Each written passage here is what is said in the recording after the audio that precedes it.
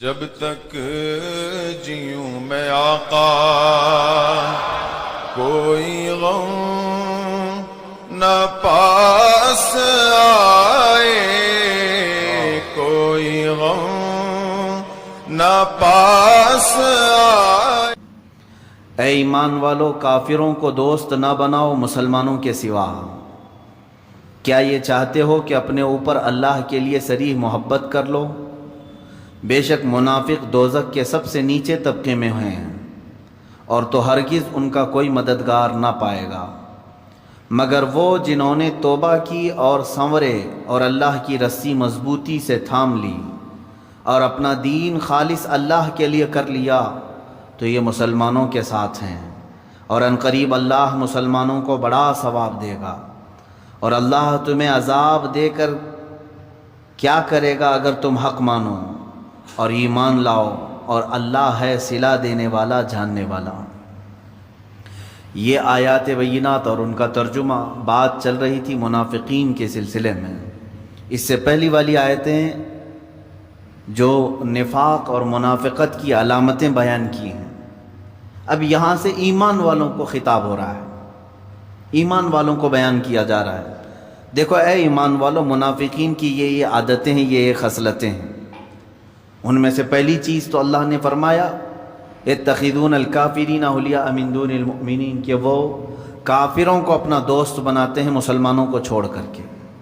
ایمان والوں سے دوستی میں وہ اپنی شان گھٹنا سمجھتے ہیں اور کفار و مشرکین سے سانٹھ گانٹھ کرتے ہیں۔ یہ منافقین کی پہلی علامت ہے۔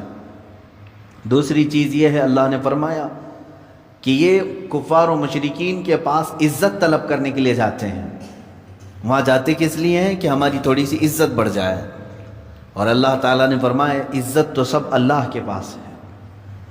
تیسری چیز اللہ تعالیٰ نے یہ فرمایا کہ وہ انتظار کرتے رہتے ہیں مومنین کے اوپر، جب کوئی آفت آئے تو وہ یہ دیکھتے ہیں کہ مومنین کا جن دشمنوں سے مقابلہ ہو رہا ہے، اگر مومنین کو فتح مل گئی تو کہتے ہیں ہم تمہارے ساتھ تھے اس لیے فتح ہو گئی، اور اگر مومنین کو شکست ہوئی، کافروں کو فتح ہوئی، دشمنوں کو فتح ہوئی، تو ان کے پاس جا کر کے کہتے ہیں اس جیت کا سبب ہم ہی ہیں کہ ہم نے تم لوگوں کو مسلمانوں کے شر سے بچایا۔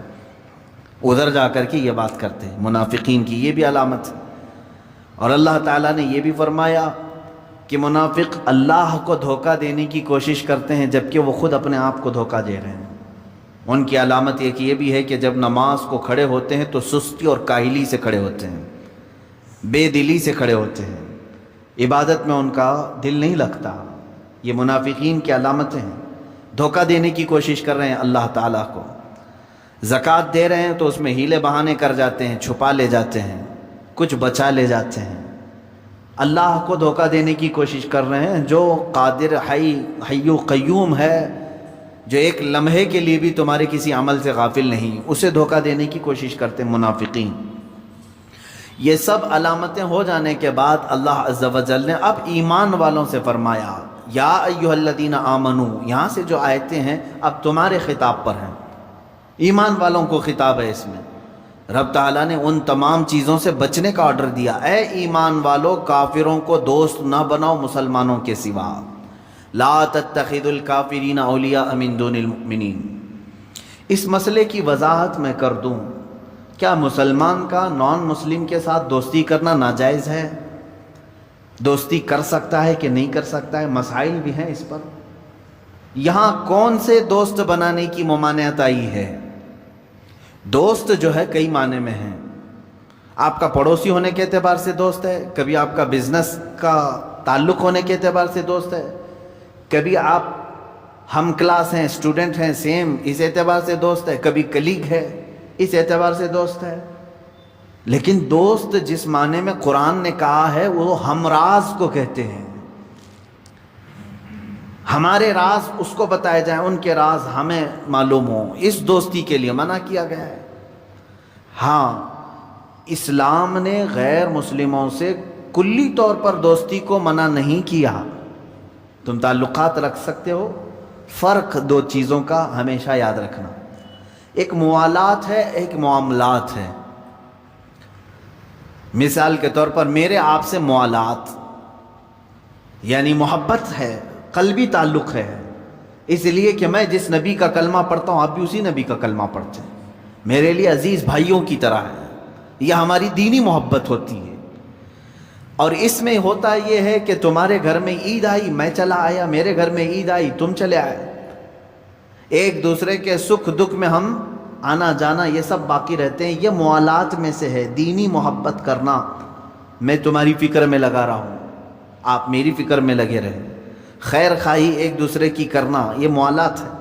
اور ایک معاملات ہے، معاملات میں ہوتا یہ ہے کہ میاں لین دین ہے ہمارا آپ کا، بس یہیں تک قائم رہے گا، آپ سے مجھے سامان خریدنا ہے، مجھے پیسے دینا ہے آپ کو، آپ نے سامان مجھے بیچا میں نے آپ کو پیسے دے دی، یہ معاملات، یہ تو پوری دنیا کے ہر طبقے کے ساتھ جائز ہے، آپ سب کے ساتھ معاملات کر سکتے ہیں، آپ تاجر ہیں، آپ دکان میں بیٹھے ہیں، یہ نہیں دیکھتے کہ خریدنے والا صرف ایمان والا آنا چاہیے، ایسا نہیں ہے، اسلام نے کلی طور پر اس میں اجازت دی کہ معاملات میں آپ سارے لوگوں کے ساتھ رہیں۔ موالات جو ہے وہ ہر قوم اپنے اپنی کچھ نہ کچھ اسپیشلٹی رکھتی ہے، خصوصیات رکھتی ہے، اسی طرح اسلام نے بھی اپنی کچھ خصوصیات رکھی ہیں کہ آپ دینی معاملات میں یہ نہیں کہ آج کسی نان مسلم کو میں نے بلا کر کے اپنے ہاں نماز پڑھا لی اور اس کا دل رکھنے کے لیے کل مندر میں جا کے پوجا کر لی،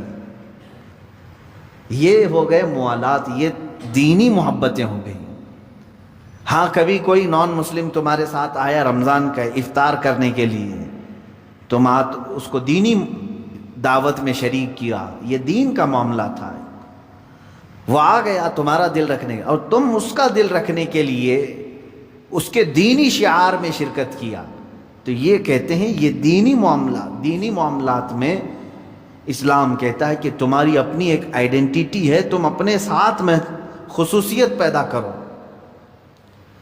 یہ نہیں کہ اسلام کو ہر گلی کوچے میں لے جا کر کے تم اس کو دوسرے رنگ و روپ دینے لگو، جیسے بعض دانشور کہلاتے ہیں اپنے آپ کو، انہوں نے یہ کہا تھا کہ نجات کے لیے ایمان ہونا ضروری نہیں، اچھے کام کرنا بس کافی ہے، وہ چاہے کسی بھی قوم میں وہ اچھے کام کرتا ہو سب کی نجات ہو جائے گی، ایسا نہیں ہے میرے عزیزو، ایمان شرط ہے ہمارے ہاں، اور اللہ رب العزت نے قرآن میں فرمایا ایمان شرط ہے، تو ہم ایمان کے ساتھ ہی اپنی نجات کو سمجھتے ہیں اور اس ایمان کے اوپر دوسرا غلاف نہیں چڑھاتے، اس ایمان کی دولت پر ہم دوسرا غلاف نہیں چڑھاتے۔ دیکھیں اب اگر یہاں سے کسی کو تکلیف ہو رہی ہو تو وہ اپنی تکلیف کو خود علاج کر لے، لیکن ہر قوم کی خصوصیات ہوتی ہیں، مسجد کی اپنی ایک شکل ہے، مندر کی اپنی ایک شکل ہے، گرودوارے کی ایک شکل ہے، چرچ کی ایک شکل ہے یا نہیں؟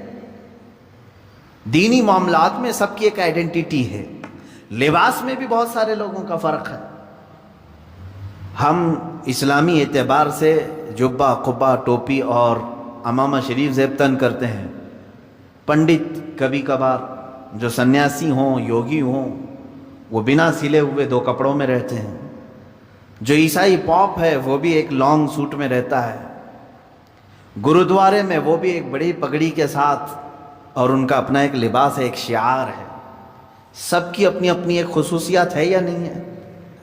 سب کی اپنی ایک خصوصیت ہے، اسی لیے کہا گیا جو جس دائرے میں ہے اس میں اسے رہنے دو، یہ نہیں کہ تم جا کر کے کلنک لگا لیے، کشکا لگا لیا، ٹیکا لگایا اور کسی پنڈت کو جا کر کے امامہ پہنا دیا اور کسی پاپ کو جا کر کے لنگی پہنا دیا، یہ تمام چیزیں آپ ایک کو دوسرے کا رنگ دینے کی جو کوشش کر رہے ہیں، کوئی کسی کے رنگ کو قبول نہیں کرتا، بلکہ ایک 5واں رنگ الگ بن جائے گا، ہوتا کچھ نہیں ہے۔ سیکولرزم کے اعتبار سے بعض لوگ اس طرح مکس چیزیں کرنے کی کوشش کرتے ہیں، دیکھیں جہاں پر بھی رہیں آپ اپنی آئیڈینٹیٹی کے ساتھ، اپنے دین کے تشخص کے ساتھ رہیں۔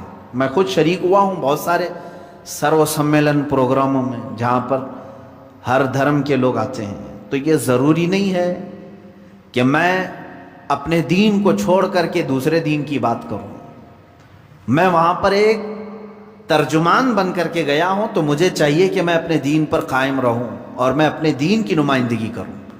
دنیا اس بات کو بھی سمجھتی ہے کہ 4 کمپنیوں کے ہم اگر ایمبیسیڈرز کو بلائیں، بڑی بڑی کمپنیاں جو ان کے ترجمان بن کر کے آئیں، تو ظاہر سی بات ہے وہ اپنی کمپنی کا ہی برانڈ لے کر کے آئیں گے، کیونکہ وہ اس کمپنی کے ایگزیکٹو ہیں یا تو پھر اس کے پرچارک ہیں۔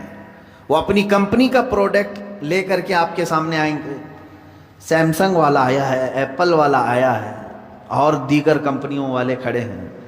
ایسا نہیں ہوگا کہ سیمسنگ والا ایپل والے کی بڑائیاں بیان کرے، اسے کمپنی دوسرے ہی دن فارغ کر دے گی۔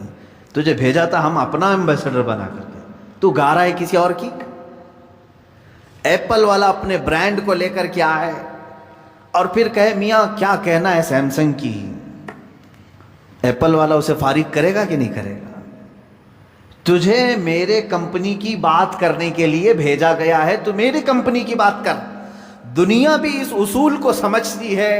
تو اے میرے دینی عزیز بھائیوں، آپ سب کو بھی اپنا برانڈ سمجھ لینا چاہیے کہ میں جس خطے میں بھی رہوں اللہ اور اس کے رسول کا ترجمان بن کر کے جاؤں، میں میرے دین کا تشخص اور میرے اسلام کی اچھائیاں لے کر کے جاؤں۔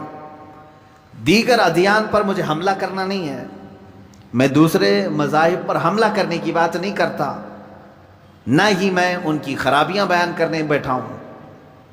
ان کو اپنے دین کا پرچارک بنے رہنے دیں، آپ تو کم سے کم پورے اسلام میں داخل ہو۔ بس اتنی سی بات میں کہنا چاہتا ہوں۔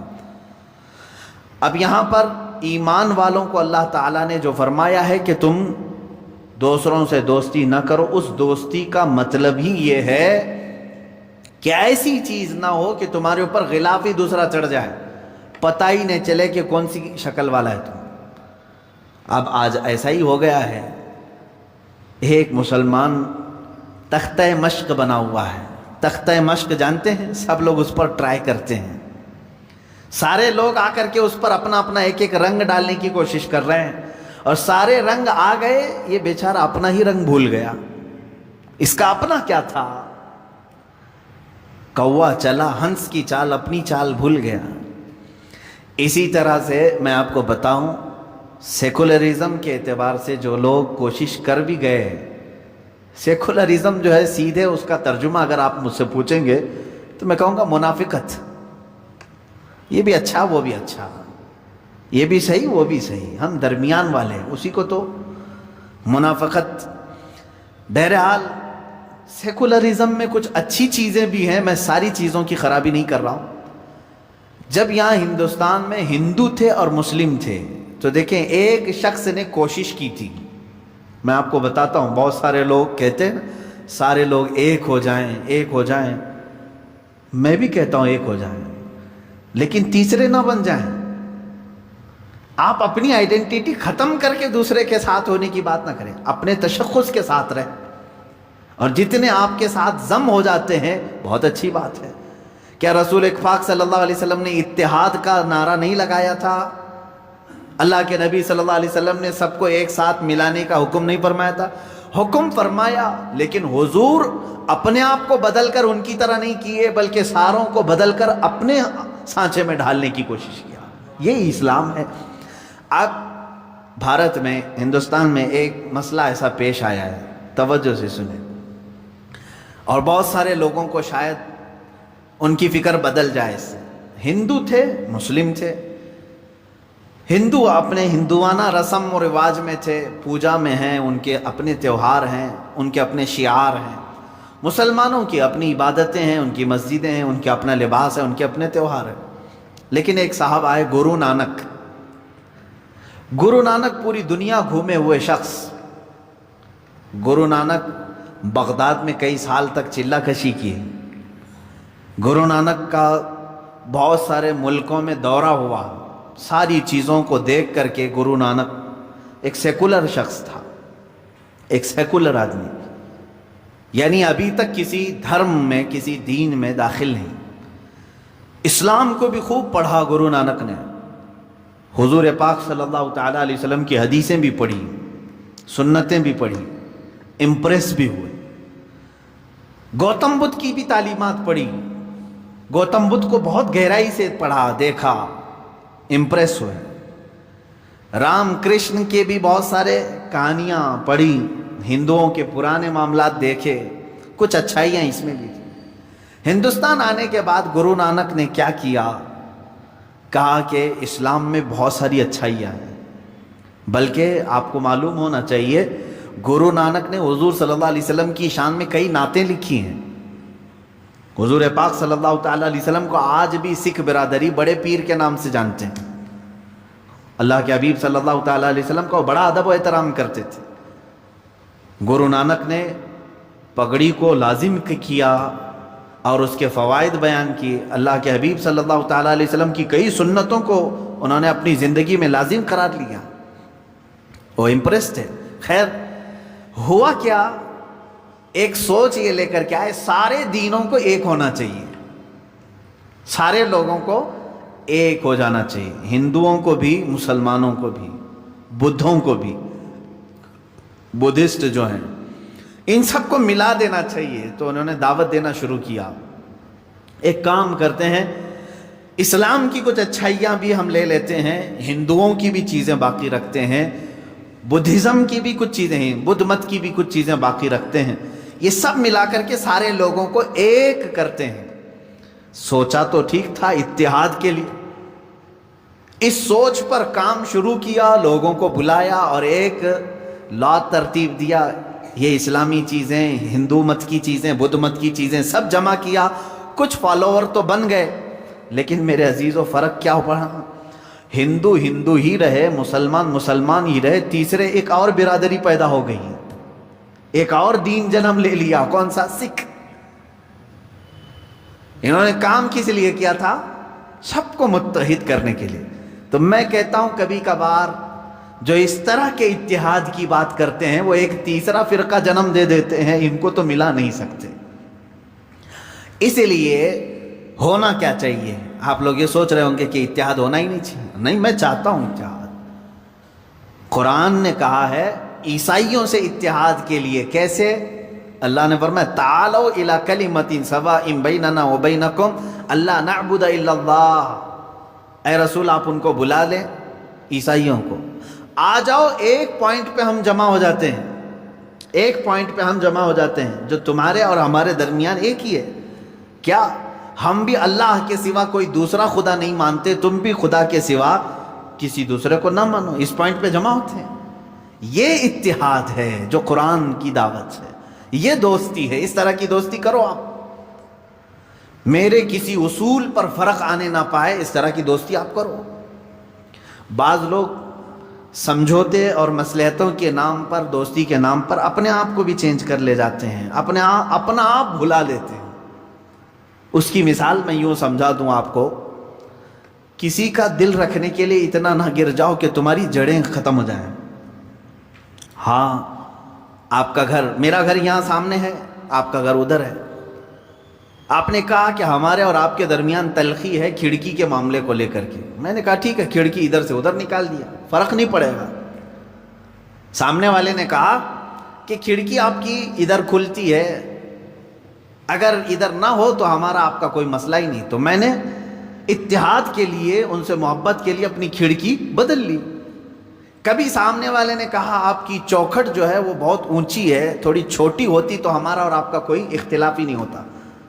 मैंने कहा ठीक है, चौखट में छोटी कर लेता हूं ताकि इन चीज़ों से फ़र्क नहीं पड़ता मेरे घर पर, थोड़ी सी तब्दीली होगी। सामने वाले ने ये कहा अगर आपके पाए से जो है ना बड़ा मसला है मेरे लिए, ये पाया निकाल दो तो हमारा और आपका इख्तिलाफ ही ख़त्म हो।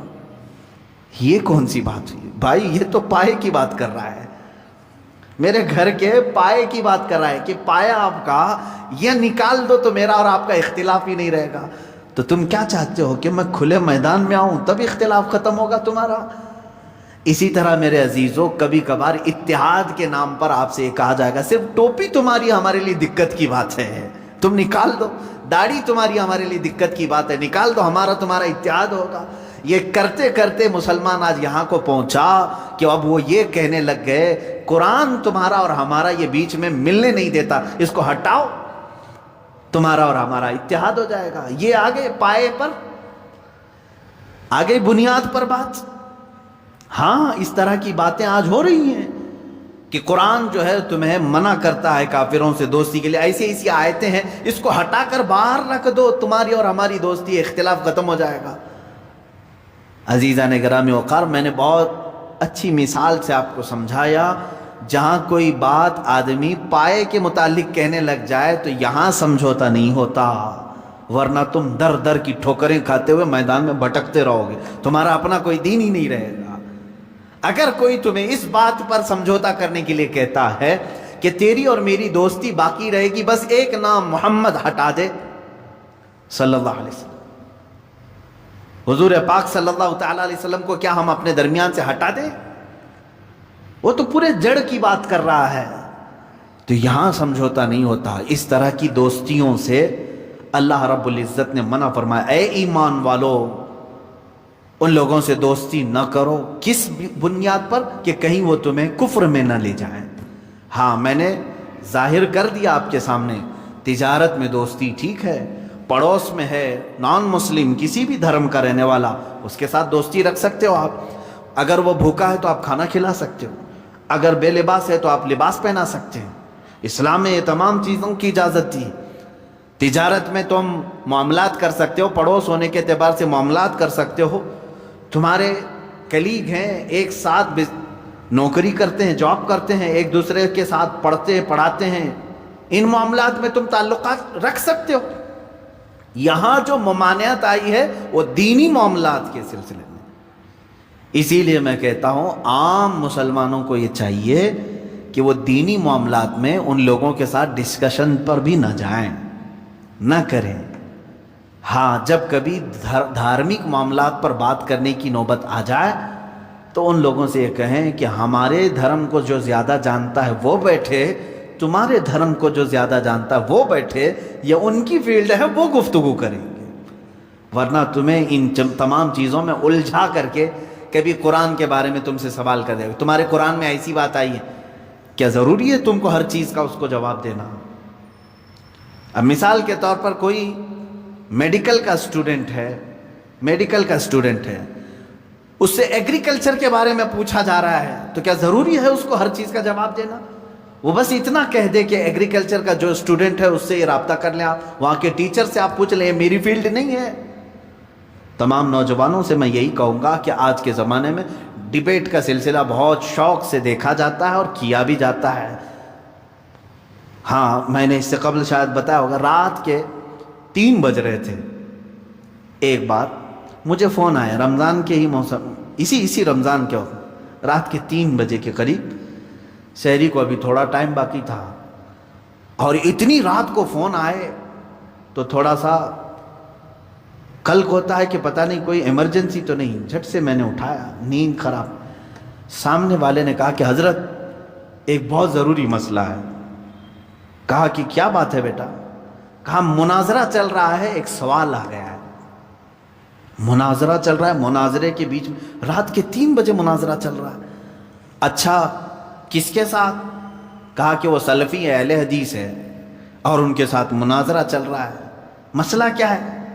حضور پاک صلی اللہ تعالیٰ علیہ وسلم کی ذات کو لے کر کے کوئی مسئلہ تھا. میں نے کہا اتنی رات میں یہ اٹھا کر کے پوچھ رہا ہے.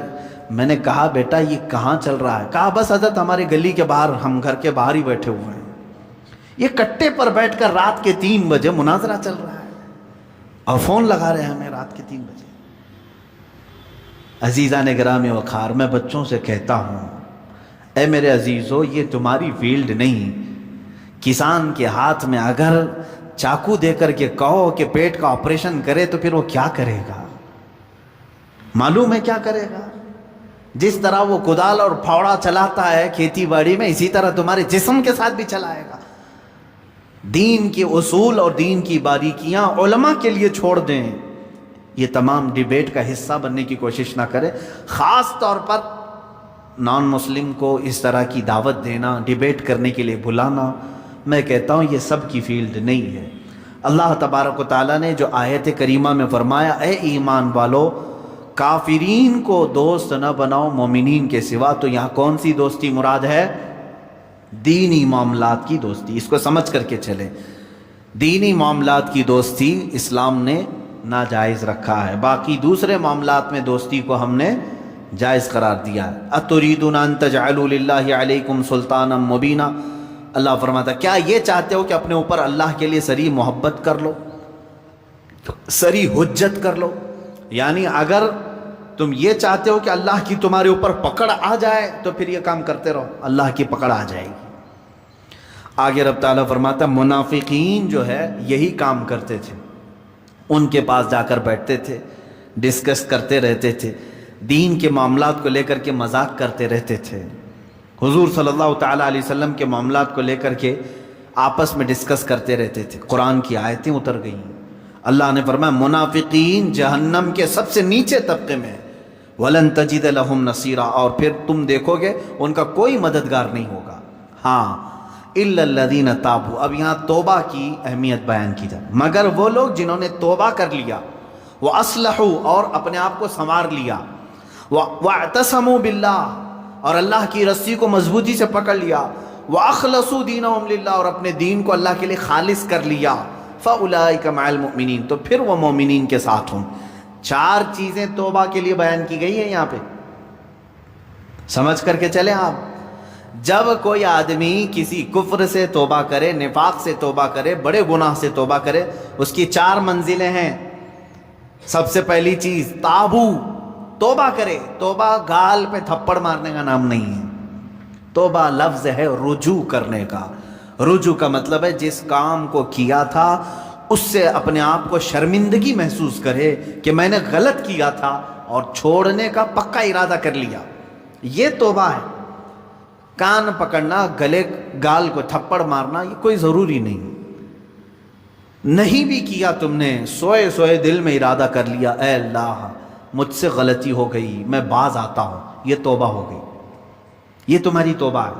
سجدے میں گر گئے، اے اللہ مجھے افسوس ہے کہ میرے سے غلط کام ہو گیا، تم نے اپنی غلطی سے توبہ کر لی، بس یہ توبہ ہے۔ توبہ کہتے ہیں پلٹنے کو، جہاں تھے تم وہاں سے پلٹ آئے۔ نمبر 1، توبہ کے بعد کیا کیا کرنا ہے؟ وہ اصلحو کا مطلب ہوتا ہے اپنے آپ کو پھر سنوارنا ہوگا تمہیں۔ مومنین کے ساتھ اگر بیٹھنا ہے تو سنوارنا ہوگا۔ اسی لیے اس آیت کے ذریعے سے مفسرین فرماتے ہیں کوئی اگر توبہ کرتا ہے کسی چیز سے، فوراً اس پر اعتبار مت کرو، 6 مہینے انتظار کر کے دیکھو کہ سنورا کہ نہیں سنورا، اپنے آپ کی اصلاح کیا کہ نہیں۔ میاں آج چھوٹی چیز تھپڑ مار لیا، توبہ توبہ توبہ توبہ، اور اس کے بعد پھر کل دیکھا تو پھر وہی ہے۔ کبھی کبھار جو سچی توبہ نہیں کرتا ہے وہ آدمی چند دنوں کے بعد پھر واپس اسی گناہ میں چلا جاتا ہے۔ شریعت نے کہا ہے کہ 6 مہینے اس کا انتظار کریں، 6 مہینے اس کا انتظار کریں، دیکھیں کہ اس نے اپنے آپ کی اصلاح کر لی یا نہیں۔ کچھ لوگ صرف شادی کے لیے توبہ کر لیتے ہیں، صرف شادی کے لیے ایمان لے آ رہے ہیں، یہ بھی معاملات ہے۔ تو یہاں پر بھی حکم ہے، ٹھیک ہے ایمان لایا، میں اس کا انکاری نہیں۔ کوئی لڑکی ایمان لے آئی، کوئی لڑکا ایمان لے آیا، اسلام میں داخل ہوئے ہیں، تو حکم تو یہ ہے کہ 6 ماہ اس کا انتظار کرو، دیکھو کہ حقیقت میں اس نے اپنے آپ کو سنوار لیا کہ نہیں۔ ارے ادھر صبح توبہ کیا، دوپہر میں نکاح کی محفل بیٹھ گئی، پھر شام میں پتہ چلا کہ ہو گیا، اب واپس چلو اپنے دھرم میں، یہ تو دھوکہ دینا ہوا۔ تو اصلاح کرنا اپنے آپ کی، یہ توبہ کی دوسری منزل ہے۔ تم ایمان والوں میں کب شامل کیے جاؤ گے؟ پہلے نمبر پر توبہ، دوسرے نمبر پر اپنی اصلاح۔ وہ یوں ہی سمجھ لیں زخم ہو گیا تھا، ہاتھ میں زخم ہو گیا تھا، پھوڑی ہو گئی تھی، پھٹ گیا، گئے ڈاکٹر کے پاس، کس کام کے لیے؟ علاج کے لیے۔ اب وہاں 2 چیزیں ہیں، 2 چیزیں، پہلے تو اس کو صاف کر کے وہ پٹی باندھے، پہلے تو صاف کر کے پٹی باندھے، اس کے بعد پھر دوائی بھی دے کہ جو کمزوری آئی ہے وہ دور ہو سکے۔ دونوں میں خالی ایک ہی کیا، خالی دوائی لے کر کے آیا، زخم کو نہ پوچھا نہ کچھ نہیں، تو زخم تو باقی رہا اور دوائی کھا رہے ہو۔ یا زخم کو تم نے سب پوچھ دیا لیکن دوائی کھائی نہیں، تو بھی چنگا ہونے میں، بھلا ہونے میں ٹائم لگتا ہے۔ اسی طرح سمجھ لیں کہ گناہوں سے توبہ کر لیا، پٹی باندھ لیا، اصلاح کرنے کے لیے نمازوں کی کثرت کرو، خیرات کی، یہ گولی کا کام کرے گی، تمہارے جسم کے اندر اصلاح پیدا ہو جائے گی۔ مثال کے طور پر اب دارالحرب ہے، ہمارے ہاں تو اسلامی نظام ہے نہیں، یہاں اگر جیسے بھیانک گناہ ہو جاتے ہیں تو کیا کرنا چاہیے اس میں؟ جیسے زنا ہو گیا کسی سے، اسلامی ریاست ہوتی تو اسے تو سنسار کرنے کا حکم ہے نا۔ غیر شادی شدہ ہو تو 100 کوڑے مارے جائیں گے، شادی شدہ ہو تو سنسار کیا جائے گا، یہ اسلامی سزا ہے۔ یا چوری کیا ہے تو ہاتھ کاٹا جائے گا، یہ معاملات ہیں۔ لیکن آپ دارالحرب میں ہیں، یعنی یہاں اسلامی نظام نہیں، آپ سے ایسا گناہ سرزد ہوا تو اب کیا ہے؟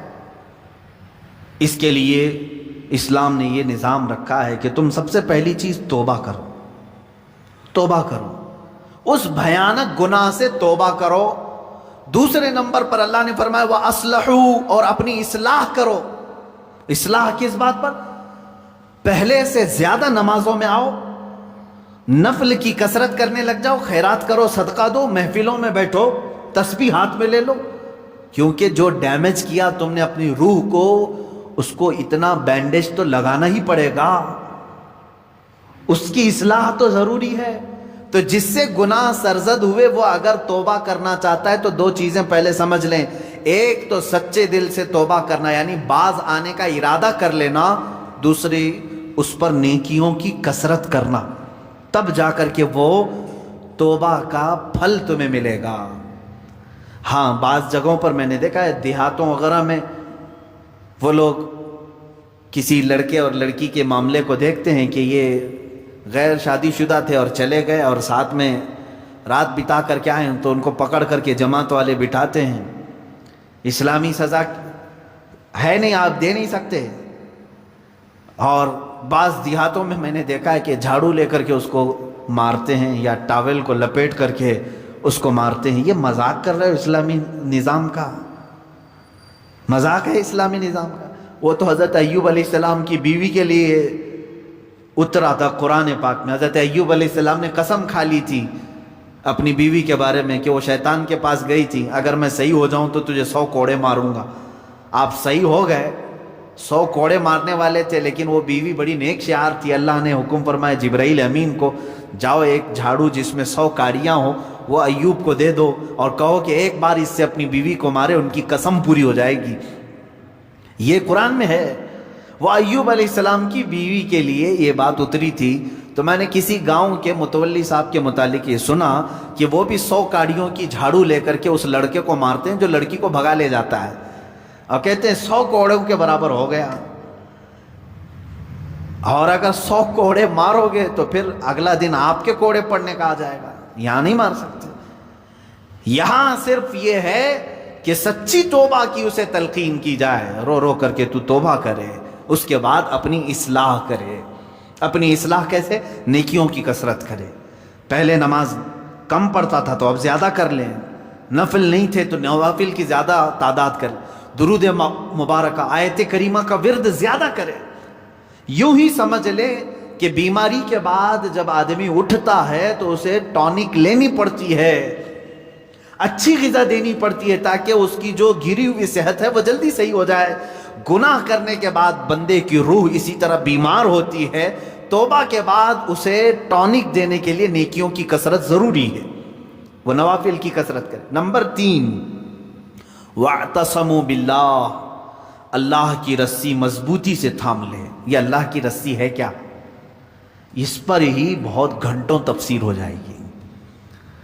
یہ قرآن پاک میں گزر وَاعْتَصَمُوا بِحَبْلِ اللَّهِ، چوتھے پارے میں یہ آیت گزر چکی ہے، اور یہاں اللہ نے فرمایا وَاعْتَصَمُوا بِاللَّهِ، اللہ کی رسی مضبوطی سے پکڑ لو۔ اللہ کی رسی کیا ہے؟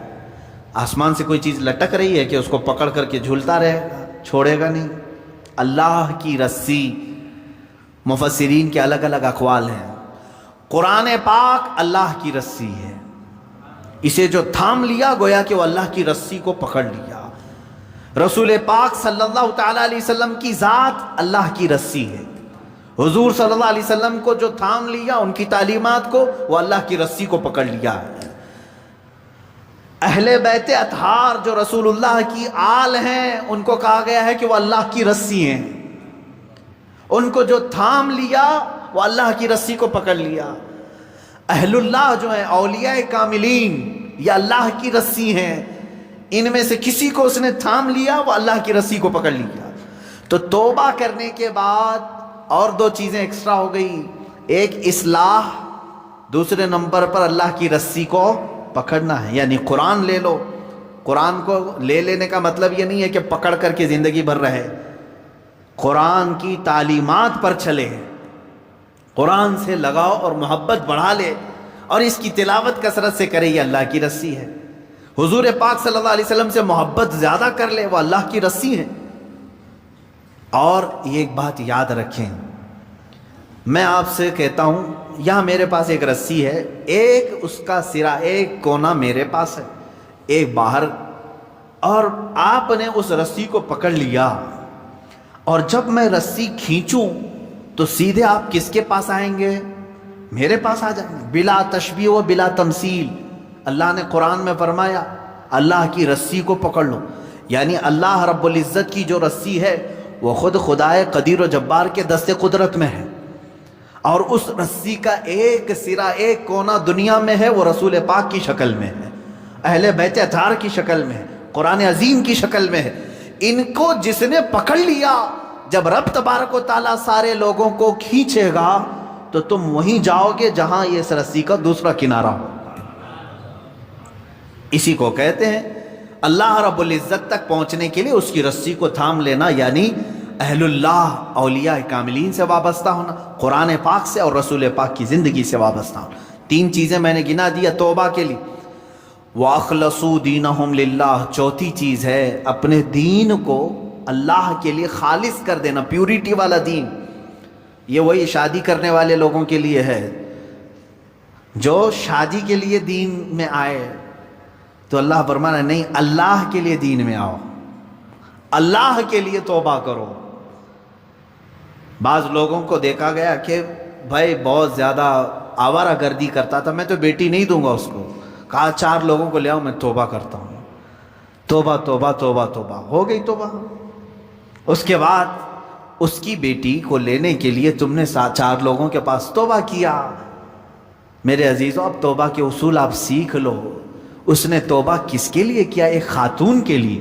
اللہ فرما رہا ہے اللہ کے لیے آ جاؤ، یہ آج تیرے نکاح میں ہے، کل پھیکی پڑ جائے گی، لیکن اللہ رب العزت تو ہمیشہ رہنے والا ہے۔ یہ ان لوگوں کے لیے بھی تھا جو دائرہ اسلام میں داخل ہوتے تھے۔ جیسے ہجرت کے متعلق حضور صلی اللہ علیہ وسلم نے فرمایا جس نے اللہ اور اس کے رسول کے لیے ہجرت کی اس کا ثواب بے حساب ہے۔ ہجرت کا مطلب ایک وطن چھوڑ کر کے دوسرے وطن گئے، جیسے مکہ چھوڑ کر کے صحابہ مدینے گئے تھے، کس کے لیے گئے تھے؟ اللہ اور اس کے رسول کی محبت میں گئے تھے۔ ایک صحابی جو ہے وہ مکہ سے نکلے، ان کی منگنی ہوئی تھی مدینے کی لڑکی سے، مدینے کی ایک لڑکی سے ان کی منگنی ہوئی تھی۔ وہ سفر کر کے آ گئے، انہوں نے سوچا شادی بھی ہو جائے گی، ہجرت بھی ہو جائے گی، ثواب کا ثواب ہے، گھر کا گھر بھی ہے۔ شادی ان کی مدینے میں ہونی تھی، سسرال مدینے میں، اور مکہ سے ان کو ہجرت کرنے کا ثواب بھی لینا تھا، لیکن وہ ہجرت کر کے آئے۔ تب اللہ کے نبی صلی اللہ علیہ وسلم نے یہ حدیث بیان فرمائی، جس کی ہجرت جس غرض سے ہوئی اسی غرض میں مانی جائے گی۔ جو اللہ اور رسول کے لیے ہجرت کر کے آئے تھے اس کا ثواب بے حساب ہے، اور جو شادی کے لیے ہجرت کر کے آئے تھے تو یہ شادی کا ہی مانا جائے گا، یہ شادی کا۔ بعض لوگ ہجرت کر کے مائگریٹ کر کے دوسری کنٹریز میں آج گئے ہوئے ہیں، وہ اپنی روزی روٹی کے لیے گئے ہوئے ہیں، اس ہجرت کا ثواب نہیں ہے۔ اپنے دین کی حفاظت کے لیے اور اللہ کی رضا کے لیے اگر کوئی ہجرت کیا ہے تو اس کا ثواب ہے، بہت بڑا ثواب ہے۔ مثال کے طور پر برما کے لوگ جو ہجرت کی ہیں، ان کے اوپر آفتیں تھیں، مصیبتیں تھیں، اور ان کے اوپر دین تنگ کر دیا گیا تھا، اور وہ وہاں سے گھر چھوڑ کر کے ہجرت کر کے اگر کسی دارالاسلام میں گئے ہیں تو ان کو وہی ہجرت کا ثواب ہوگا جو صحابہ نے ہجرت کی تھی۔ یہ ثواب ہے کیونکہ وہ اپنے دین کی حفاظت کے لیے ہجرت کیے تھے۔ اس بات کو سمجھیں۔ 4 چیزیں یہاں پر بیان ہوئی ہیں توبہ کے متعلق، جو لوگ ایمان والوں کے ساتھ اٹھایا جانا اپنے آپ کو پسند کرتے ہیں، وہ سب سے پہلی چیز اپنی پرانی چیزوں سے، نفاق تھا یا کفر تھا یا بھیانک گناہ تھے، پہلی چیز توبہ کرے، دوسری چیز اصلاح کرے، یعنی جو ڈیمیج ہوا تھا اس کو صحیح کرے۔ کیسے؟ نیکیوں سے، نمازوں سے، تسبیحات سے۔ نمبر 3، اللہ کی رسی کو پکڑ لے۔ یہ نہیں کہ خالی تو مسجد میں بیٹھ گیا اور یہ سوچا مجھے کسی کی ضرورت نہیں، کسی پیر فقیر کی ضرورت نہیں، بولتے ہیں نا بعض لوگ میرا دین کامل ہے، کسی پیر اس طرح کے جملے لوگ اپنے ماڈرنزم کو بتانا چاہتے ہیں کہ ہم اہل اللہ کے قریب نہیں جانا چاہتے، اللہ والوں کی ہمیں کوئی حاجت نہیں، جبکہ قرآن کہہ رہا ہے کونوا مع الصادقین، تم اللہ کے سچے بندوں کے ساتھ رہو۔ اگر تمہاری ضرورت نہیں تھی تو اللہ نہیں فرماتا کہ ان بندوں کے ساتھ رہو، یہ اللہ کی رسی ہے، ان کی صحبت میں اپنا وقت گزارو، ان کی تعلیمات میں اپنا وقت گزارو۔ نمبر 4 ہے اپنے دین کو خالص کر لینا، پیوریٹی، یعنی توبہ کیا ہے تو کسی دنیاوی غرض سے نہیں بلکہ اللہ کو راضی کرنے کے لیے۔ بزنس کے لیے اگر کوئی داڑھی رکھ لیا، اپنا دھندا چمکانے کے لیے اگر کوئی ٹوپی پہن لیا، تو نہ اس داڑھی کا اسے ثواب ہے نہ اس ٹوپی کا اسے ثواب ہے، بلکہ وہ دھوکہ دڑی میں شامل ہے۔ ہاں، اللہ کو راضی کرنے کے لیے اور اپنے حبیب کو راضی کرنے کے لیے کیا ہے، اللہ اس کے کاروبار میں بھی برکت دے اور اس عمل کا بھی اسے ثواب عطا کرے۔ یہ 4 چیزیں ہیں۔ آگے اللہ تعالیٰ فرماتا ہے سوف یؤتی اللہ المؤمنین اجرا عظیما، ان قریب اللہ مسلمانوں کو بڑا ثواب دے گا، ایمان والوں کو بڑا ثواب دے۔ اب یہ اس پارے کی آخری آیت میں تلاوت کر رہا ہوں، 5ویں پارے کی، ما یفعل اللہ بعذابکم ان شکرتم وآمنتم۔ کتنی پیاری بات ہے، اللہ فرما رہا ہے اللہ تمہیں عذاب دے کر کیا کرے گا؟ رب تعالیٰ خود ہی پوچھ رہا ہے کیوں عذاب دے گا تم کو؟ زبردستی اللہ تمہیں عذاب دے کر کیا کرے گا اگر تم اس کا حق مانو اور ایمان لاؤ؟ تم اگر ایمان لاتے ہو اور شکر گزار بندے بنتے ہو، کیوں تمہیں عذاب دے گا؟ یہ دیکھیں کتنی بڑی بات ہے۔ یہی تو عیسیٰ علیہ السلام کی دعا بھی تھی۔ عیسیٰ علیہ السلام نے ایک دعا کی تھی، وہ 6 پارے کے آخر میں آتی ہے، 7ویں پارے کے سورہ مائدہ کے آخر میں آتی ہے، ان تعذبنی فانی عبدک وان تغفر لی فانک انت العزیز الحکیم۔ اے اللہ اگر تو عذاب دے گا مجھے تو میں تیرا ہی تو بندہ ہوں، تیرا ہی تو بندہ ہوں، اور اگر تو بخش دے گا تو تو بڑی عزت والا ہے، تیرے خزانے میں کوئی کمی نہیں ہونے والی ہے۔ اب دیکھیں یہاں چپکلش کس کی ہوتی ہے؟ تمہارے نوکر کو بلا کر کے میں نے مارا دل ٹھنڈا کرنے کے لیے کہ چلو سامنے والے کو ذلیل بھی کروں اور دل کو ٹھنڈا بھی کروں، دوسرے کے آدمی کو لا کر کے، یہی تو چل رہا ہے نا آج۔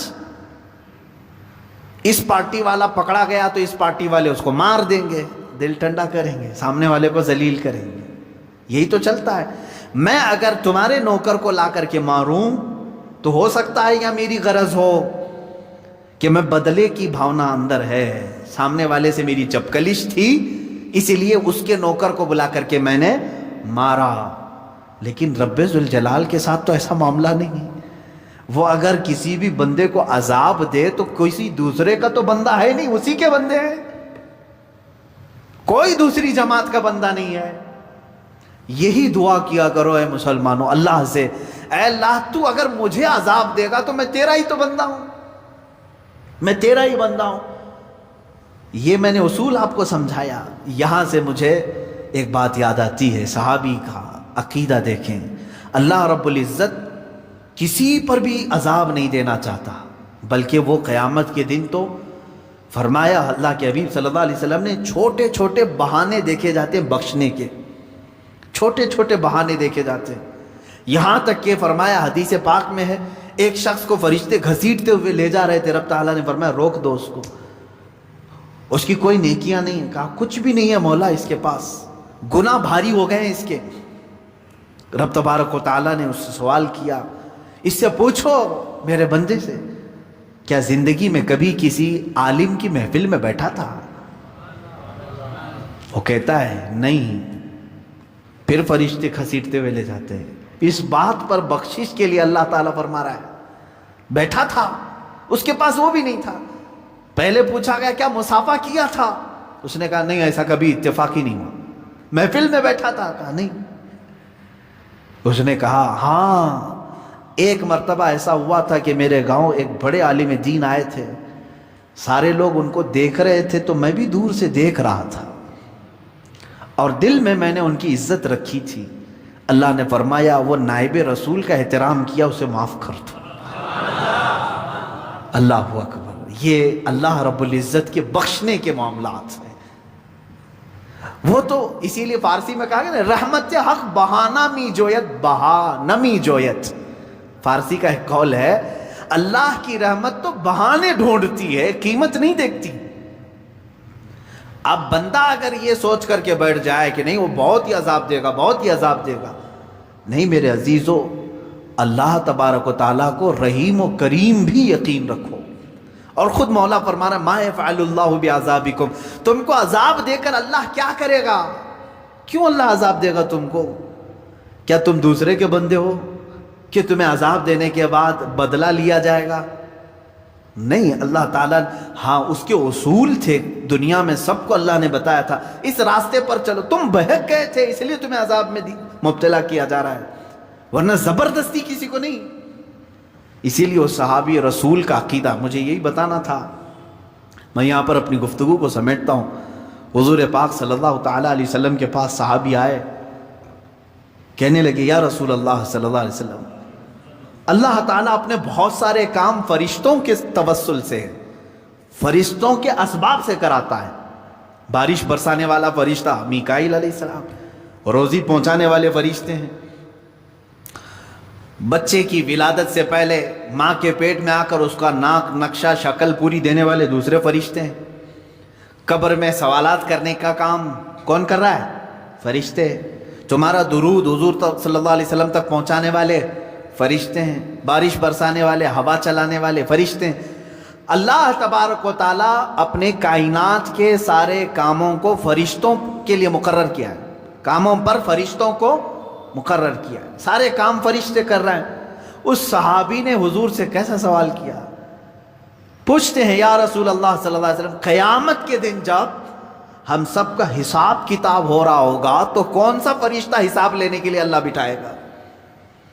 جبرائیل کو اللہ نے نبیوں تک پیغام پہنچانے کے لیے مقرر کیا، اسرافیل کو سور پھونکنے کے لیے قیامت کے پہلے، اور پھر میکائیل کو آسمان سے بارش برسانے کے لیے، اسرائیل کو روح نکالنے کے لیے، علیہم الصلاۃ والتسلیم اجمعین. صحابی نے پوچھا قیامت کے دن ہمارا حساب لینے کے لیے کون سے فرشتے کو رکھے گا اللہ تعالیٰ؟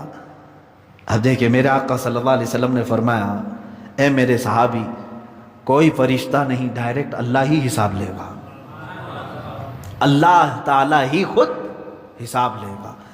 تو وہ صحابی جھومنے لگ گئے، رقص کرنے لگے، واہ میرے رب کی شان، واہ.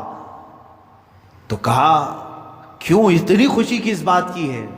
کہا اگر یہ فرشتوں کو ڈیوٹی دی جاتی تو پھر وہ ایک پائی بھی ادھر کی ادھر نہیں کرتے، وہ تو اپنے کام میں پورے ہوتے ہیں. ہم نے تو اسرائیل کو زندگی بھر دیکھا ہے، ایک منٹ آگے پیچھے نہیں چھوڑتا، روح نکالنا ہی نکالنا ہے. لیکن جب میرے آقا آپ نے فرمایا کہ اللہ خود حساب لے گا تو مجھے معلوم ہے کہ وہ اللہ رحمان بھی ہے، رحیم بھی ہے، ستار بھی ہے، غفار بھی ہے. جب وہ اپنے بندوں کے حساب لینے پر آئے گا تو کسی کا چھپا دے گا، کسی کو بے حساب معاف کرے گا، کسی کو یوں ہی جنت میں بھیج دے گا. جب آپ نے فرما دیا تو میرا یقین بڑھ گیا کہ میرے بھی بخشش کی امید مجھے لگ گئی، قیامت کے دن میرے بھی بخشش کی مجھے امید لگ گئی. یہ امید صحابہ کی جو تھی وہی رکھو اپنے رب سے. ہم جیسوں کی بھی بخشش ہو جائے گی، اللہ اگر حساب لے، اللہ تعالیٰ اگر حساب لے ہم سب کی بخشش ہو. ہاں فرشتوں کو رکھے گا تو وہ ڈیوٹی پوری کریں گے، وہ ڈیوٹی پوری کریں گے. یہی اللہ تعالیٰ فرماتا ہے اللہ تمہیں عذاب دے کر کیا کرے گا اگر تم دو چیزیں کرو.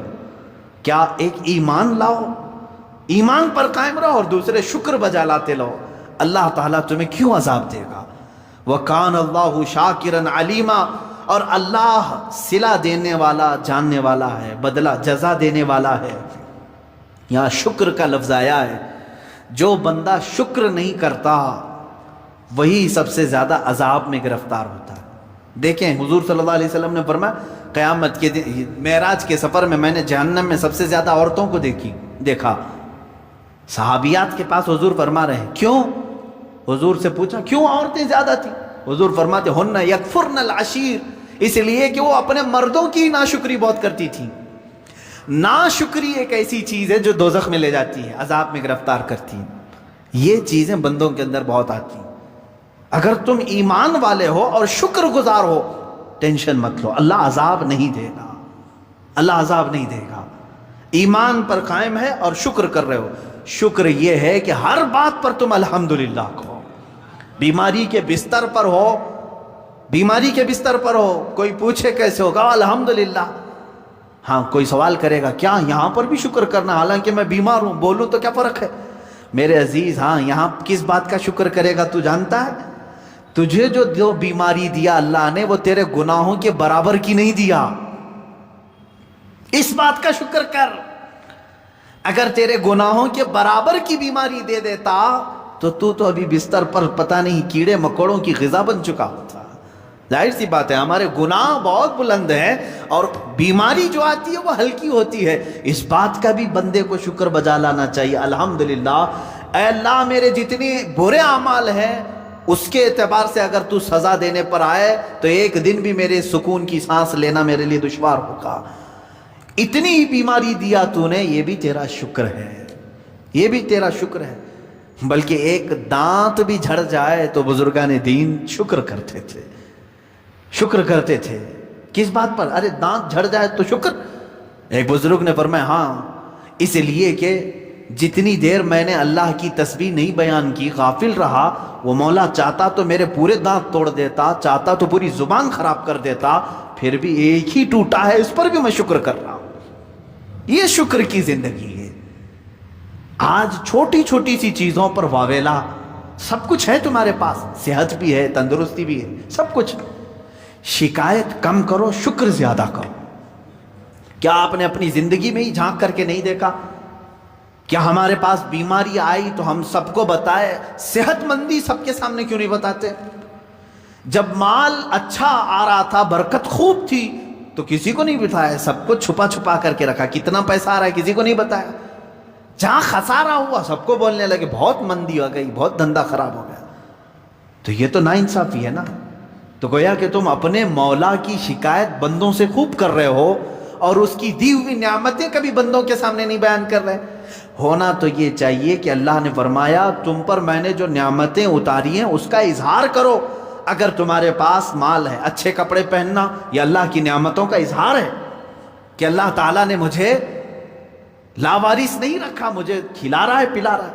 تمہارے پاس اگر مال اللہ نے دیا ہے، اچھے کھانے کھائے اور دوسروں کو بھی دیا، اچھے کپڑے پہنے اور دوسروں کو بھی پہنایا، یہ فرماتے ہیں وہ شکر گزار بندہ ہے۔ حضور پاک صلی اللہ علیہ وسلم نے پسند فرمایا کہ تم اپنے اوپر اپنے رب کی نعمتوں کا اظہار کرو، اللہ کے سامنے اظہار کرو کہ مولا یہ سب تیرا دیا ہوا ہے، جو میں پہن کے آیا ہوں یہ تیرا ہے۔ ہاں ناشکری کرنے والے بندوں میں عورتیں زیادہ ہیں اور مرد بھی ہیں جو سب کے سب دوزخ میں جا رہے ہیں۔ یہی دو چیزیں یہاں پر بیان ہوئی ہیں۔ اللہ تمہیں کیوں کر عذاب دے گا؟ اگر تم ایمان پر ہو اور شکر کر رہے ہو۔ اللہ تعالیٰ زبردستی کسی پر عذاب نہیں نازل کرتا۔ آپ قرآن کی وہی آیت ہے، اللہ تعالیٰ فرماتا ہے وَمَا رَبُّكَ بِظَلَّامٍ لِّلْعَبِيدِ، اللہ اپنے کسی بندے پر رائی کے دانے کے برابر بھی ظلم نہیں کرتا، ظلم نہیں کرتا۔ وہ تو معاف پر معاف کرتا ہے، ظلم نہیں کرتا۔ ہاں اگر سزا دے گا تو وہ بھی انصاف کے برابر دے گا، سزا دے گا تو انصاف کے برابر دے گا۔ اسی لیے بزرگوں نے ہمیں تلقین کی ہے۔ ایک چیز میں آپ کو بتا دوں کہ اگر تمہیں زندگی میں کوئی ارادہ کر لیا، مثال کے طور پر مجھے گھر بنانا تھا، پیسے جمع کرتا رہا لیکن گھر بنا ہی نہیں، تو روتے گاتے سب کو بولنے کی ضرورت نہیں، میری خواہش تو یہ تھی لیکن ہوا نہیں۔ اس پر حکم یہ بزرگوں نے فرمایا کہ تو خدا بننے کی کوشش مت کر کہ جو تو چاہے وہ ہو جائے، یہ تو اللہ کی شان ہے۔ کبھی ایسا ہوگا کہ تو جو چاہے وہ ہو جائے گا، کبھی ایسا ہوگا جو تم چاہتے ہو وہ نہیں ہوگا۔ تو اس میں کیا کرنا چاہیے بندے کو؟ بزرگوں نے فرمایا اگر تیرے چاہنے کے بعد کوئی کام ہو گیا تو یہ کہہ کہ اللہ مجھ جیسے کمتر کو بھی مکمل کر کے دے دیا، اور اگر تیرے چاہنے کے بعد نہیں ہوا تو یوں کہہ کہ اللہ تبارک و تعالیٰ نے اپنے عدل کے مطابق جو کیا وہ بالکل صحیح کیا، کہ مجھ جیسے کے لیے وہ تھا ہی نہیں کام جس کی میں خواہش کر کے بیٹھا تھا، جس کی میں خواہش کر کے بیٹھا تھا۔ میرے مرشد گرامی کا یہ شعر مجھے یاد آتا ہے، اللہ رب العزت کی بارگاہ میں وہ یوں دعا کرتے تھے کہ میں گنہگار ہوں اور بڑے مرتبوں کی خواہش، میں گنہگار ہوں اور بڑے مرتبوں کی خواہش، تو کریم ہے خدایا تیری بندہ پروری ہے۔ یعنی میں چاہتا تو کہ بڑے مقامات مل جائیں، لیکن حیثیت نہیں ہے، خواہش تو کر رہا ہوں، مل گئے تو تیرا انعام ہے، نہیں ملے تو یہ تو میری خود کی کوتاہی ہے، ویسے تو مجھے ملنا ہی نہیں چاہیے، لیکن مل گئے تو تیرا انعام۔ حضرت عیسیٰ علیہ السلام اپنے شاگردوں کے ساتھ تھے، ان کے حواری جن کا ذکر آیا وہ 12 حواری تھے، اور آپ کے خاص 4 شاگرد ہیں جن سے انجیل پوری مشہور ہوئی، یوحنا، مرقس، متی، لوقا، یہ جو 4 شاگردوں سے آپ کی تعلیمات پھیلی۔ تو آپ کے اپنے شاگردوں کے ساتھ تھے، حضرت عیسیٰ علیہ السلام نے ان کو کہا کہ اب تم چلے جاؤ، میرا وقت آ چکا ہے۔ اب ظاہر سی بات ہے اللہ تعالیٰ نے حضرت عیسیٰ علیہ السلام کو ساری چیزیں وحی سے بتا دی، تو سارے لوگ چلے گئے، اور یہودی اپنی پوری ٹیم لے کر، اپنی جماعت لے کر عیسیٰ علیہ السلام کے گھر کا احاطہ کیا، محاصرہ کیا، قتل کرنے کا ان کو ارادہ تھا۔ باہر جمع ہوئے، عیسیٰ علیہ السلام کے گھر میں جانے سے پہلے انہوں نے ایک شخص کو اندر بھیجا جس کا نام یہودا بتایا جاتا ہے، کہ جاؤ عیسیٰ کیا کر رہے ہیں دیکھ آؤ، اس کے بعد ہم ان کو پکڑیں گے اور سولی پر چڑھا دیں گے۔ عیسیٰ کو آج پھانسی دینے کا وقت ہے، معاذ اللہ رب العالمین، جیسے یہ ہر نبی کے قتل کے مرتکب تھے، اب عیسیٰ علیہ السلام کے بھی قتل کا انہوں نے پورا منصوبہ بنا لیا۔ وہ شخص اندر آیا یہودا، لیکن اللہ رب العزت نے اب کیا فرمایا، یہاں تک کی باتیں یہودیوں کو بھی معلوم ہے، عیسائیوں کو بھی معلوم ہے۔ کہاں تک کی باتیں؟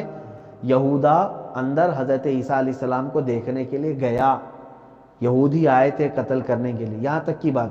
اس کے بعد کی جتنی باتیں ہیں سب ان کے درمیان شک و شبہ ہے، یہودی الگ بات کرتے ہیں، عیسائی الگ بات کرتے ہیں۔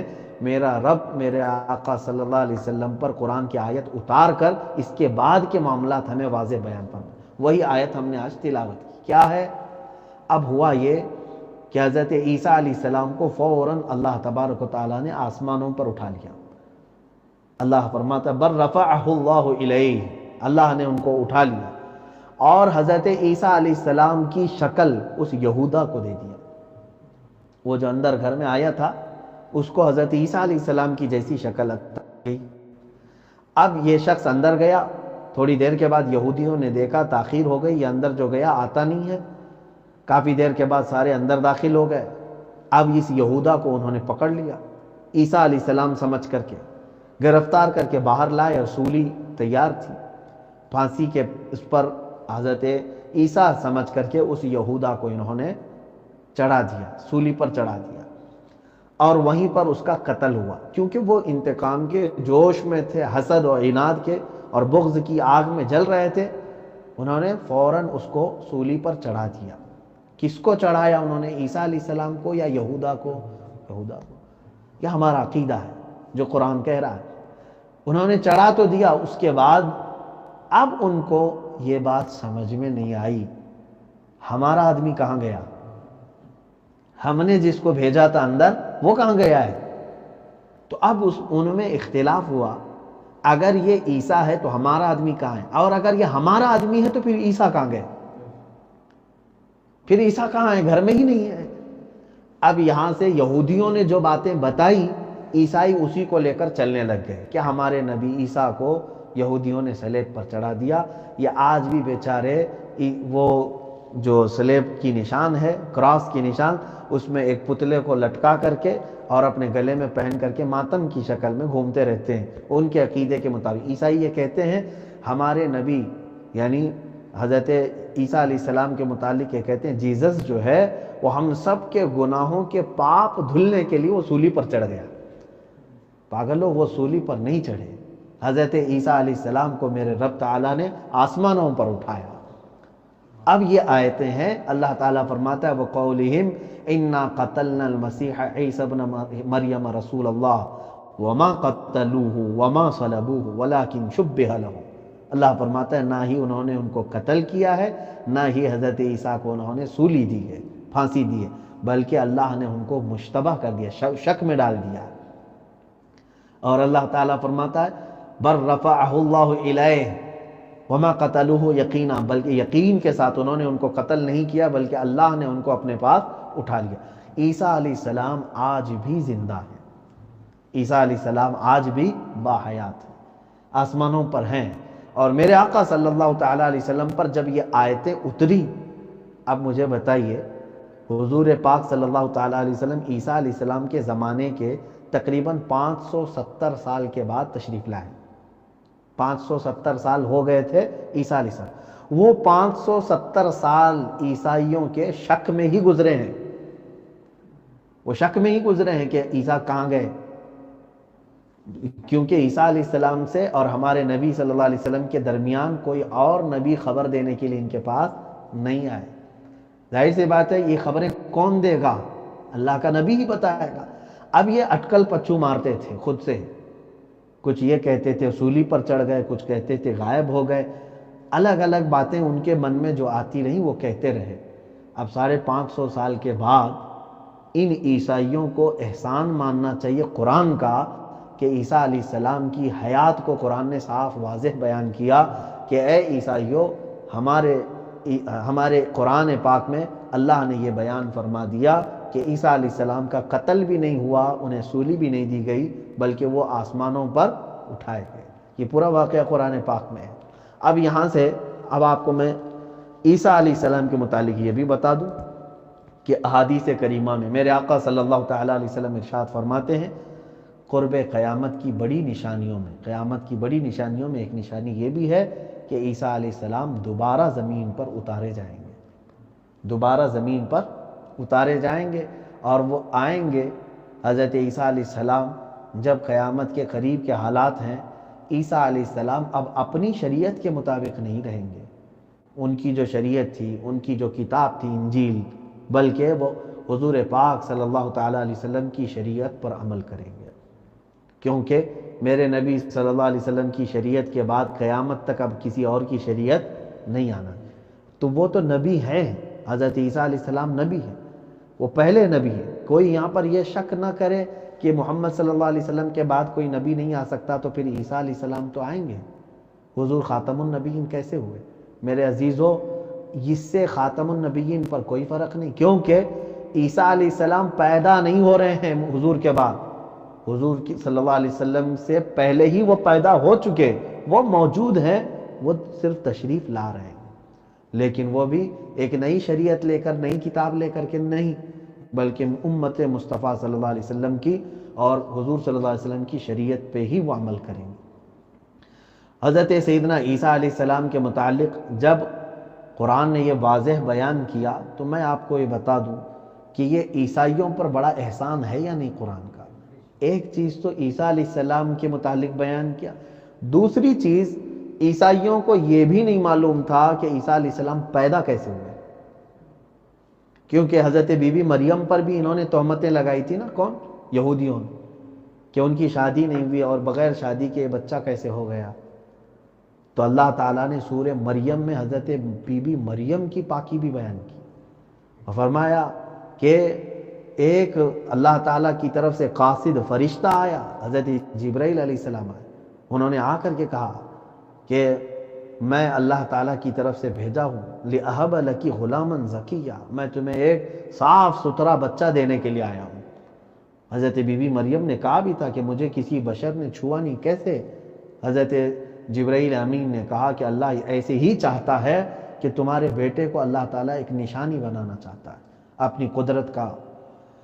اور حضرت جبرائیل علیہ السلام نے آپ پر پھونک ماری، کیا کیا؟ پھونک ماری، تو حضرت سیدہ بی بی مریم اسی وقت حاملہ ہو گئی۔ حضرت سیدہ مریم کا جو حمل تھا وہ 9 مہینے کا حمل نہیں رہا، اور فوراً حاملہ ہوئی اور اس کے بعد حضرت سیدہ بی بی مریم کو ولادت کے لیے ان کے آبادی سے باہر جانے کا حکم ہوا. جہاں آج بیت اللحم ہے، بیت المقدس کے قریب، وہ وہاں کھجوروں کے درختوں کے بیچ گئیں، وہاں حضرت عیسیٰ علیہ السلام کی ولادت ہوئی. یہ سورہ مریم میں تفصیل سے ہے. اب اس کے بعد حضرت بی بی مریم بھی گھبرا گئیں کہ مجھے بیٹا ہوا ہے، میں یہ لے کر کے قوم کے پاس جاؤں گی تو قوم مجھے طعنے مارے گی، کیا کروں؟ اللہ نے ان کے دل پر یہ بات القاء فرمائی، کہا کہ تو اشارے سے کہنا کہ آج میں چپ رہنے کا روزہ رکھی ہوں. ان کی شریعتوں میں ہوتا ہوگا پہلے، خاموش رہنے کا روزہ رکھی ہوں، بات نہیں کروں گی، تم میرے بچے سے سوال کرو جو کچھ بھی پوچھنا ہے. تو قوم کے پاس جب وہ لے کر کے آئیں حضرت عیسیٰ علیہ السلام کو، قوم نے ظاہر سی بات ہے طعنے مارے، یہ کہاں سے لے آئی، کیسے ہو گیا تجھے بچہ، تو بہت پاکیزہ خاتون ہے، بہت ستھری عورت ہے، کیونکہ وہ مکمل بیت المقدس میں رہی ہے ان کی پیدائش سے لے کر کے. تو حضرت عیسیٰ علیہ السلام گود میں بول پڑے تھے کہ میں اللہ کا نبی ہوں اور مجھے اللہ نے کتاب دیا ہے، میں اپنے والدہ کا فرمان بردار بن کر کے آیا ہوں. تو اب یہاں تک بات سمجھ میں آئی. حضرت سیدہ بی بی مریم کی بھی پاکیزگی کس نے بیان کی؟ قرآن عظیم. میں سمجھتا ہوں عیسیٰ علیہ السلام اور سیدہ بی بی مریم کی کما حقہ، جیسا ان کا حق ہے تعریف کا، کسی نے اگر بیان کیا ہے تو قرآن عظیم نے بیان کیا ہے. عیسائیوں کو چاہیے کہ قرآن پڑھیں اور قرآن کا احسان سمجھیں آج، ورنہ یہودی تو آج بھی گالیاں دیتے تھے، طعنے مارتے تھے. اب یہاں پر چل کر کے میں آپ کو بتا دوں، یہ اتنا جو مسئلہ ہے، عیسائی اس میں گمراہ ہو گئے، بہک گئے. اکثر کیا ہوتا ہے میں آپ کو بتاؤں، کسی بھی بہت بڑی چیز کو دیکھ لیتے ہیں تو قوم کیا ہے، خدا بنا دیتی ہے. اسی لیے میرے آقا صلی اللہ تعالیٰ علیہ وسلم کو اللہ نے حکم فرمایا قرآن پاک میں کہ آپ فرما دیں اے نبی کہ میں تمہاری طرح سے بشر ہوں. کیوں فرمایا حضور صلی اللہ علیہ وسلم؟ کیونکہ حضور کے معجزے تو اتنے بڑے بڑے ہیں، سورج کو پلٹا دینا، چاند کو ٹکڑے کر دینا، کہیں ایسا نہ ہو کہ لوگ اب حضور کو بھی خدا کہنے لگ جائیں. عیسائیوں کے ساتھ یہی تو ہوا. انہوں نے دیکھا کہ حضرت عیسیٰ بغیر باپ کے دنیا میں آئے تو انہوں نے کہا یہ سن آف گاڈ ہے، یہ خدا کا بیٹا ہے. حضرت بی بی مریم کو کسی نے چھوا ہی نہیں پوری زندگی بھر، اس کے باوجود وہ حاملہ ہوئی تو ان کا ایک دوسرا خدا ان کو بنا لیا. کس کو؟ حضرت بی بی مریم. تیسرا اللہ رب العزت کو، جو تین خدا ماننے لگے. انہی میں ایک عقیدہ یہ بھی ہے کہ حضرت جبرائیل علیہ السلام کو، روح القدس حضرت جبرائیل علیہ السلام اور حضرت عیسیٰ علیہ السلام اور خدا کو، جو ٹرائنیٹی ہے، تثلیث کا عقیدہ ہے، تین خود کے ماننے کا عقیدہ، یہ عیسائیوں نے گڑھ لیا. اب وہ کہتے ہیں کہ اللہ جبرائیل کی شکل میں آیا اور جبرائیل پھر عیسیٰ کی شکل میں نیچے دنیا میں آئے، تو یہ سب خدا ہی ہے، معاذ اللہ رب العالمین. یہ عقیدے گڑھ کر کے یہ کیا ہو گئے؟ مشرک ہو گئے. وہ بھی آج آیت ہم نے تلاوت کی، لَقَدْ كَفَرَ الَّذِينَ قَالُوا إِنَّ اللَّهَ ثَالِثُ ثَلَاثَةٍ وَمَا مِنْ إِلَٰهٍ إِلَّا إِلَٰهٌ وَاحِدٌ. اللہ فرماتا وہ لوگ کافر ہو گئے جنہوں نے یہ کہا اللہ تین میں سے ایک ہے، تین میں سے ایک ہے، یعنی تین خدا ہیں، ان میں سے ایک اللہ ہے. معاذ اللہ رب العالمین. رب تعالیٰ فرماتا وَمَا مِنْ إِلَٰهٍ إِلَّا إِلَٰهٌ وَاحِدٌ. کوئی خدا ہے ہی نہیں سوائے ایک خدا کے. اسی لیے ہمارا کلمہ کیا ہے؟ لا الہ الا اللہ. کوئی خدا نہیں ہے سوائے اللہ کے. وحدانیت الحمدللہ اسلام میں ہی ہے کہ ہم ایک خدا کے علاوہ کسی دوسرے خدا کا تصور بھی نہیں کرتے، حتیٰ کہ محمد صلی اللہ تعالیٰ علیہ وسلم کو بھی ہم خدا نہیں مانتے، نہ ہی ان کے اندر خدا آ سکتا ہے معاذ اللہ رب العالمین. نہ ہی حضور صلی اللہ علیہ وسلم کبھی مقامات بلند ہو کر کے خدا بن سکتے ہیں، کبھی نہیں. یہ ہمیشہ سے سمجھ کر کے چلیں. کچھ لوگ عیسائیوں کی طرح پاگل ہو گئے ہمارے بھی زمانے میں. وہ اپنے آپ کو صوفی کہتے ہیں، کلندر کہتے ہیں، بلکہ وہ نہ صوفی ہیں نہ کلندر ہیں، بلکہ وہ تو صرف ایک ڈبہ ہے، کچھ بھی نہیں. وہ جہالت کا پلندہ ہے. کیونکہ کچھ لوگوں نے یہ عقیدہ گڑھنا شروع کیا کہ ہمارے پیر میں اللہ اتر جاتا ہے معاذ اللہ رب العالمین. کچھ لوگوں نے یہ کہا کہ ہم نے فلاں جگہ بکرے میں اللہ کو دیکھ لیا، بھیجے میں اللہ کو دیکھ لیا. تم نے اللہ تعالیٰ کو جگہ جگہ اس طرح سے حلول مانا تو کفر کا عقیدہ ہے یہی تو عقیدہ عیسائیوں نے رکھا کہ اللہ جبرائیل کی شکل میں دنیا میں اترا. بعض کہتے ہیں یہ اپنے آپ کو صوفی کہتے ہیں، وہ ان کو صوفی نہ کہیں کبھی بھی، کیونکہ صوفیہ کرام کے نام پر وہ بہت بڑا دھبا ہے. صوفیہ کرام جو ہیں وہ الحمدللہ وہ حق کی تعلیم کے لیے آتے ہیں. صحیح معنوں میں اگر صوفی ہیں تو سرکار سیدنا غریب نواز رضی اللہ تعالیٰ، حضرت سیدنا خواجہ قطب الدین بختیار کاکی ہیں، خواجہ بندہ نواز رحمۃ اللہ علیہ، یہ تمام حقیقی صوفیاں ہیں. ان کے عقیدے کو آپ پڑھیں. لیکن کچھ لوگ جو ڈھکوسلا ہیں اور لوگوں کو بہکانے کے لیے ایسی ہتھ کنڈے اپناتے ہیں، ان کا کہنا یہ ہے کہ مدینے میں خدا محمد بن کر اتر گیا تھا معاذ اللہ. اور شیعوں کا بھی ایسی عقیدہ ہے کہ حقیقت کی آنکھ اگر تمہارے پاس ہے تو دیکھو جو خدا ہے تم سب کو پیدا کیا ہوا وہ دنیا میں علی بن کر کے اترا معاذ اللہ رب العالمین. یہ سب ایسے عقیدے ہیں میرے عزیزو. عیسائی بھی ایسے ہی عقیدے رکھ کر کافر ہو گئے، مشرک ہو گئے. آپ ان تمام چیزوں سے ہمیشہ بچتے رہیں. اللہ رب العزت کسی میں بھی حلول نہیں کر سکتا. اللہ تبارک و تعالی حتیٰ کہ قرآن میں یہ فرمایا لا تدرکہ الابصار، دنیا میں کوئی آنکھ ایسی ہے ہی نہیں جو خدا کو سما سکے، خدا کو دیکھ سکے. اللہ تبارک و تعالی کسی میں حلول نہیں فرماتا. یہ عقیدے کے بعد میں عیسائیوں اور یہودیوں کے متعلق اور تفصیلات میں نہیں